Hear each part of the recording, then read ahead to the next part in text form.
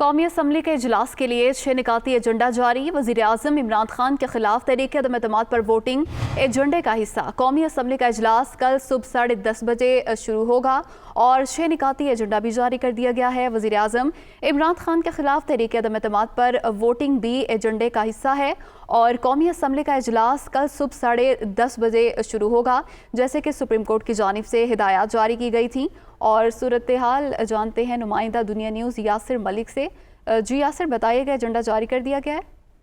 जी बिल्कुल, कौमी assembly secretariat की जानिब से कल होने वाले कौमी असम्बली के इजलास का एजेंडा जो है वो जारी कर दिया गया है। कौमी असम्बली का इजलास कल सुबह 10:30 बजे शुरू होगा और इसके साथ साथ एजेंडे में जो वजीर आजम के खिलाफ तहरीक अदम एतमाद है वो चौथे नंबर पर शामिल की गई है। इसके साथ साथ एक और अमेंडमेंट जो है वो एजेंडे में की गई है जो कि 6 निकाती एजेंडे में 5वें नंबर पर है, जिसमें ये कहा गया है, एजेंडे में शामिल जो पॉइंट किया गया है उसमें के जो स्पीकर है वो अपने किसी भी हुकूमती रुकन को बोलने की जो है वो इजाजत दे सकते हैं। तो अब कल सुबह 10:30 बजे कौमी असम्बली का इजलास होगा। 6 निकाती एजेंडा जो है वो जारी कर दिया गया है। इसके साथ साथ जो कौमी असम्बली सेक्रेटेरिएट है उसकी जानिब से एक सर्कुलेशन ये भी जारी की गई है कि तमाम जो मुलाजमीन है वो अपने हमरा ऑफिस के कार्ड जरूर लेकर आए, अदरवाइज किसी को भी अंदर जाने की इजाजत नहीं दी जाएगी। 6 निकाती एजेंडा जारी कर दिया गया है। यासिर मलिक, बहुत शुक्रिया आपका।